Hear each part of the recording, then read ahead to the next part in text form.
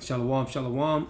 First and foremost, I'd like to give all praise, honor, and glory to Yahweh, Ba'ashem, Yahweh Shai, Ba'ashem, Rakakadash, double honors to the apostles and elders, great millstone, peace, blessings, salutations to the hopeful elect, the house of David, wherever you may be scattered throughout the four winds of the earth. This is your brother Yazrael from the Great Millstone Branch out of Chicago, bringing you another lesson in truth and sincerity, Lord's willing, is edifying to the body. The lesson today I'd like to bring is Cornelius, and that's right, that's my name, I kind of never liked that name as a kid, and they called me Neil, and the more I kind of got used to the name and stuff, and then not until I came into this word to really to understand and believe and understand to get the true meaning of this name. And now, I love the name, and I understand it comes from, the Most High, all through my school days, I was called Cornelius by my teachers and stuff like that, people that didn't know me really well, but everybody called me Neil. And then of course we had nicknames, so and so forth and so on. You might have a nickname over when you're at your grandmother's house, your friends over there, and then where you live, another nickname, and then where you went to school at. It just goes like they say the Most High God has many names. Notice those are titles. But when you go to get something, what do you need to use? Your real name. To get something, you need to use that government name, as they call it, right? So, but if you go to the root of the word Cornelius, that Cornelius. Let's just grab it. The root of that word, and that is in. I actually got it up on the page now.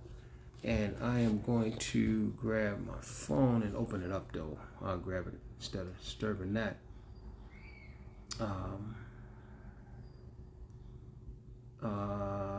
Let's go into it. Hold on, let me see. First, I'll go here. In blue letter, I'll just grab it here like that. And go into the interlinear of it and open up a few of these words. I never wanted to do a lesson on this because my name, when I found out, I was given this name by Elder Uriah in the Chicago camp, and he broke it down to me, explained to me, which means Yisrael, he's seed of the power, that seed, which goes into the Most High God souls, and of course, just like any other brother, when you get their name, you have powerful names and stuff, you want to try to live up to that name, right? Lord also has always put a spirit of arms on me, and like this, it reads in the scriptures, Cornelius was that man that did that, he let me just read it. I got it up here, but on here, but I'm gonna grab it. I'm gonna read it. Want to read it right quick. I'm gonna leave that. Let's go to Salakia. Let's go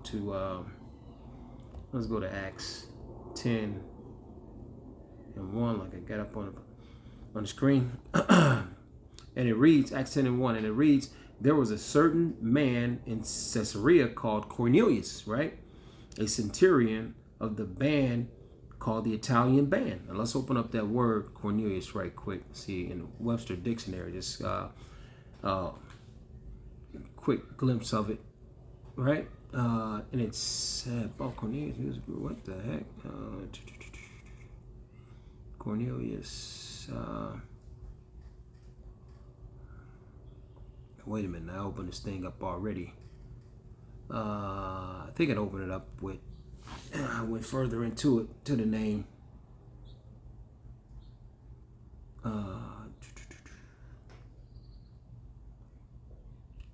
Okay. Wow. Oh, wow. Well, tell you what, Acts 10 and 1, I'm going to grab it in here. Cornelius.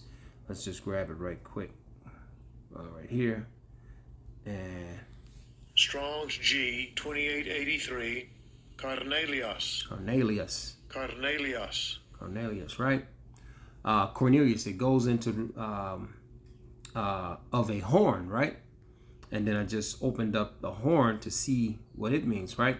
And furthermore, in that outline of the biblical usage, it says a Roman centurion of the Italian cohort stationed in Caesarea who coveted to Christianity, right? And we know that disciples were first called Christians at Antioch, right?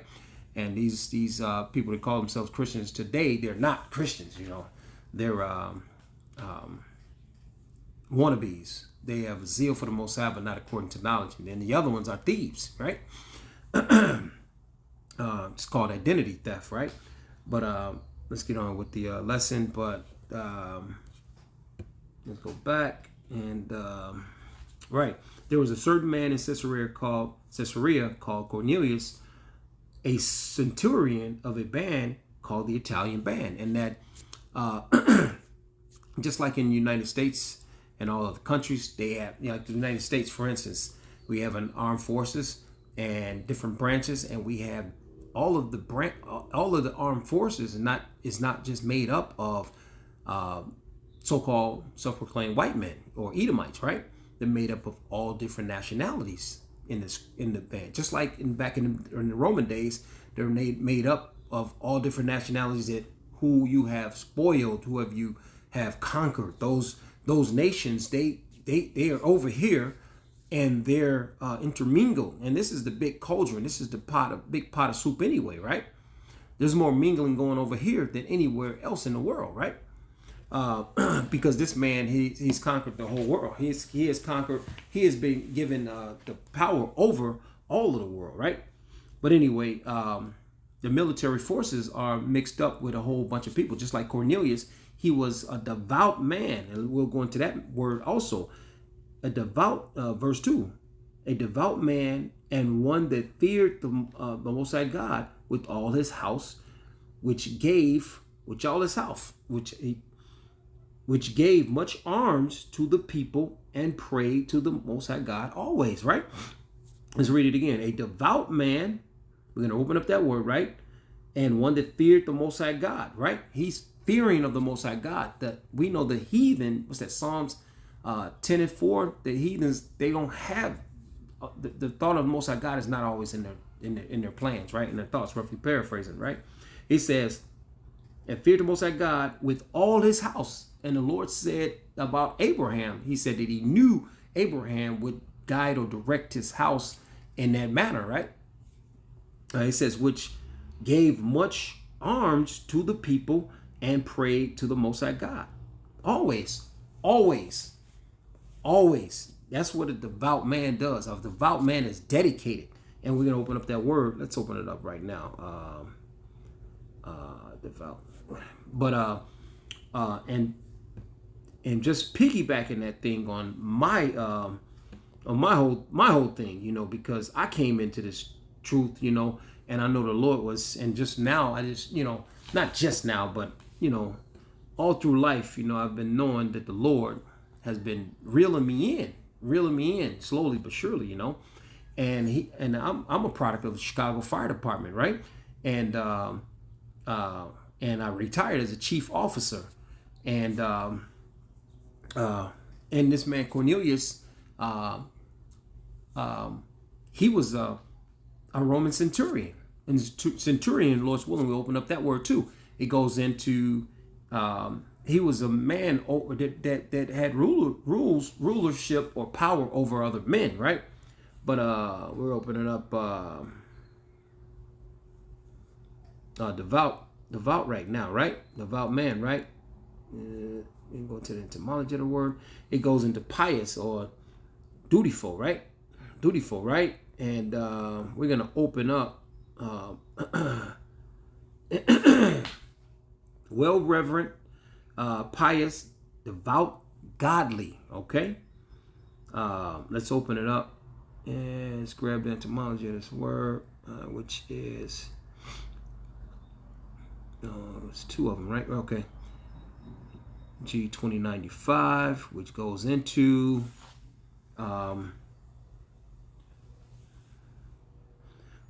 to be well off, fare well, prosper, acting well, right?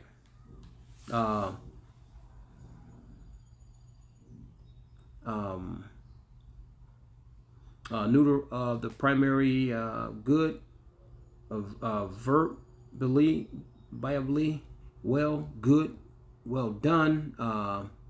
Let's open up the other one right quick. Let's go. Devout. Wow.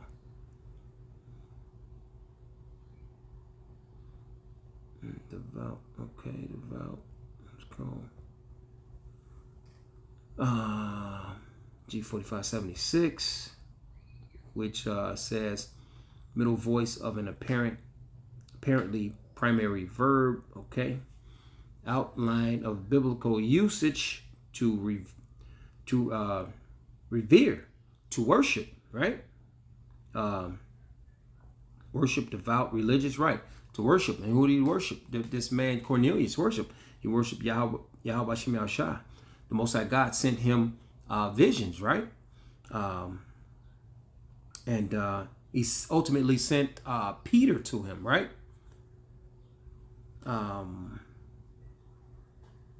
Similarly, middle voice of an apparent word, primary verb, to reverence, adore, devout, religious, worship. And this is who Cornelius was, right? And I want to open that word up one more time because I know I found something else that was quite interesting also. But let me go back to it and go to the web search on the dictionary on it. Devout, having or showing deep religious feelings or commitment. And this is what this Cornelius guy was about, right? His spirit, right? I said she was a devout Catholic, a similar pious, religious, devoted, totally committed to a cause or belief. The most devout, environmentalistic, right? Similar, dedicated, devoted, right? Okay. There was something else. What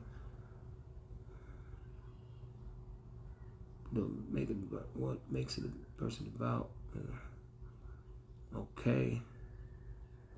I wanted the spiritual definition of it though, but that was about enough right there. But devout, totally committed to a cause of belief, to a cause or belief, the most devoted, environmentalist,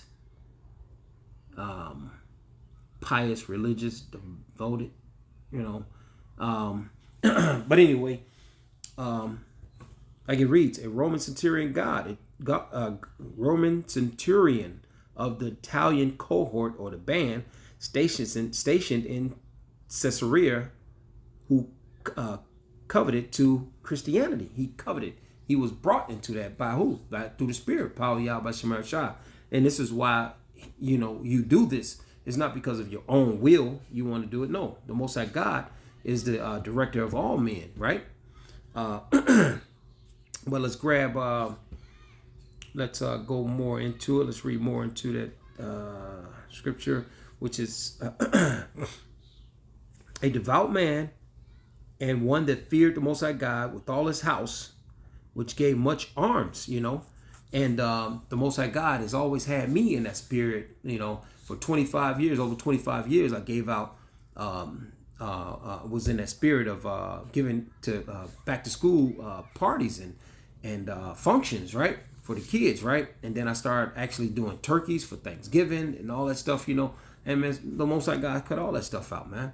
He took all that away from me. He took it all because it's going off, to a certain extent. It's going off, The Most High God said, "Go out there and preach this word." He didn't say go out and give, preach about sending my kids to schools and good schools and colleges and all this. No, give them turkeys on Thanksgiving Day and all this. No, he didn't say that. You're not saying any of that. That's a wicked ass holiday anyway.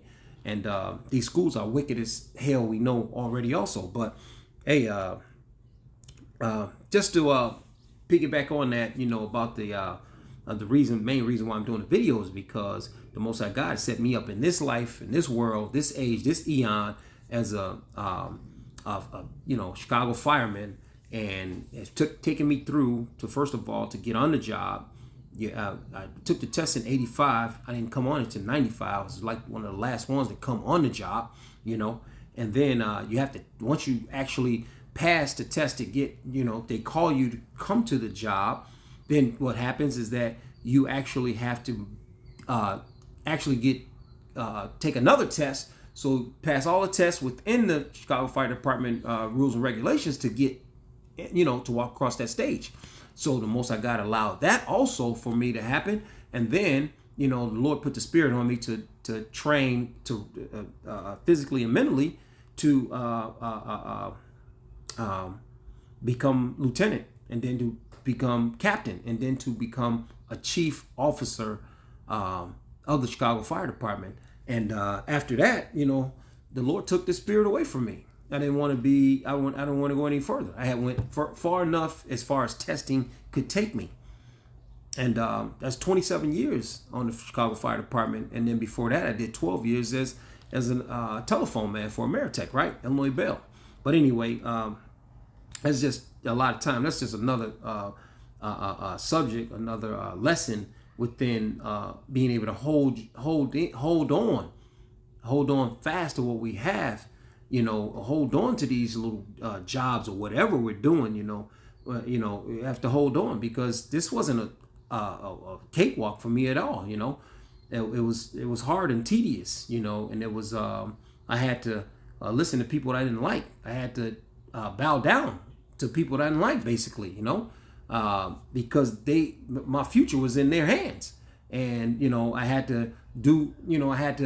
I had to conform, if you will, but then conform to this world in a certain way, to get to where I was going, But the Lord came and snatched that Spirit away from me. I'm just trying to point out the fact that what the Lord does for us, and with the omen, the names. It wasn't just by happenstance or just by accident. My name was Cornelius. I just so happened to be not in the great American military like Cornelius was in the great Roman military, right? But this is Rome 2.0 all over again, right? And and the Lord doesn't put things exactly the way it were, but you do stand in your lot, and we know that through the scriptures, right? And the Lord has brought me back, and just from reading and understanding the scriptures and this Acts 10, Cornelius, hey, that holds dear to me. He's supposed to have been the first convert. That's BS, man. The Lord doesn't. You can only be with one seed. You can't say I'm gonna jump in that seed and I'm become that seed. No, you can't. But anyway, I just wanted to go into that a little bit. I hope I touched on it, and then it talks about devout men also in that Acts 2 and 1, and I'll read it. It says, "And when the day of Pentecost was fully come, they were all with one accord in one place. And suddenly there came a sound from heaven as of a rushing mighty wind, and it filled all the house where they were sitting. And there appeared unto them cloven tongues like as of fire, and it sat upon each one of them," right? Each of them. "And they were as all filled with the Holy Spirit, and began to speak with other tongues as the Spirit gave them utterance," right? And here's the point. "And they were dwelling at Jerusalem, Jews, devout men out of every nation under heaven." Cornelius was a Jew. The Most High God is only dealing with the Hebrew Israelites, his chosen children. That's it. He's not dealing with. He wasn't Cornelius had to be, and we know that through the Spirit, right? I'm gonna grab one more. I'm gonna grab that Hosea. I'm gonna grab that Hosea. Hosea. Oh wow, get over there. Hosea 1 and 4, right?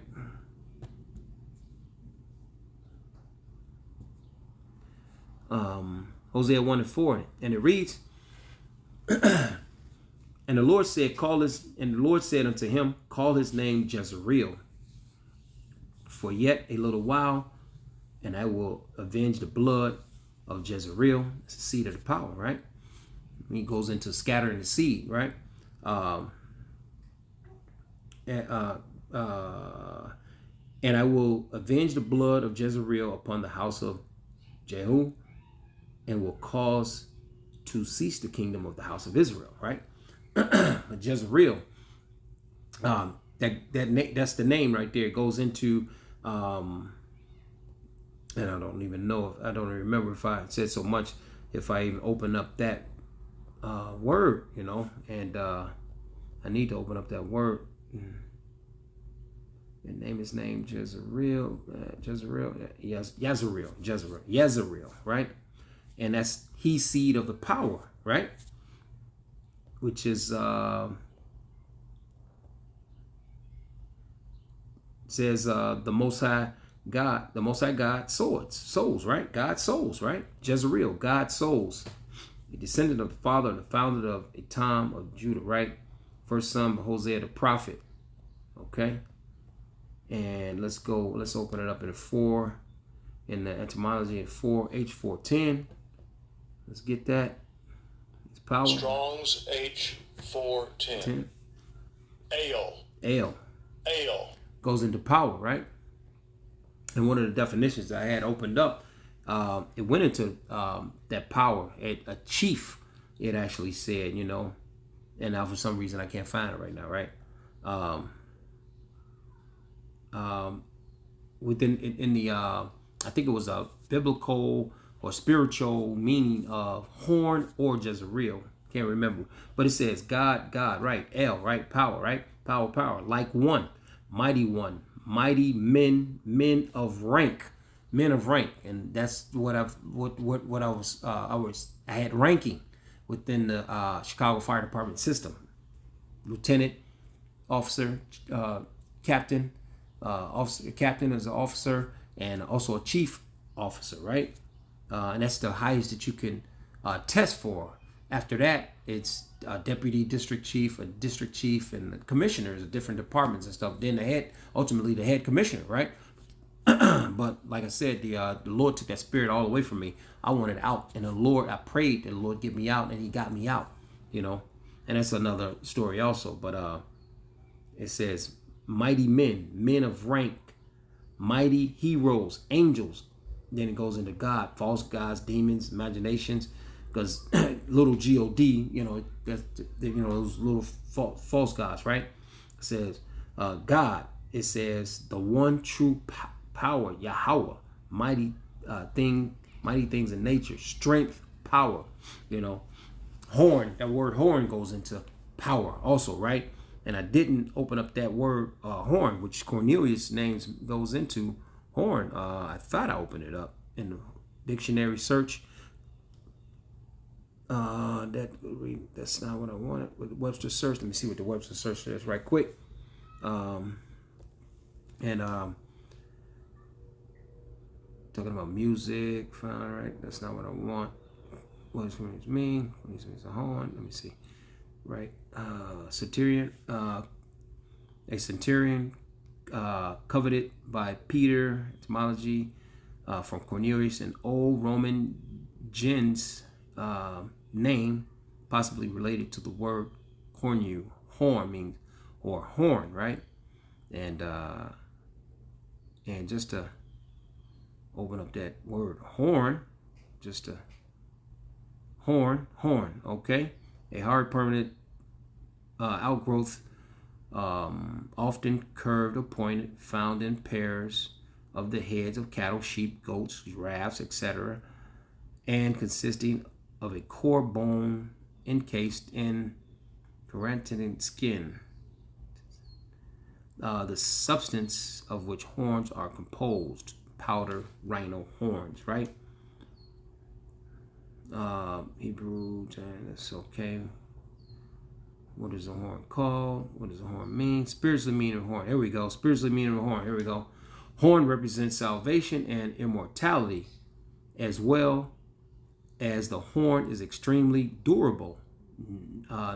Notions of protection and asylum, right, are carried with horns, and it also means the beginning of Egyptians and June. It's saying madness and rage are often associated with the horn, especially from that of the charging animals. Okay, but the key in there, horns represent salvation and immortality, as well as the horn is extremely durable. Notions of protection and asylum, right, are carried with horns, right? So, but anyway, Lord, with that said, I know I said, Lord knows I said enough. Lord's willing, it was edifying to the body. Let's give all praise, honor, and glory to Yahweh, Ba'ashem Yahweh Shah, Ba'ashem Rakakadash. Double honors to the apostles and elders, great millstone, peace, blessings, salutations to the hopeful elect, the house of David, Shalom, and the ball, this freaking place.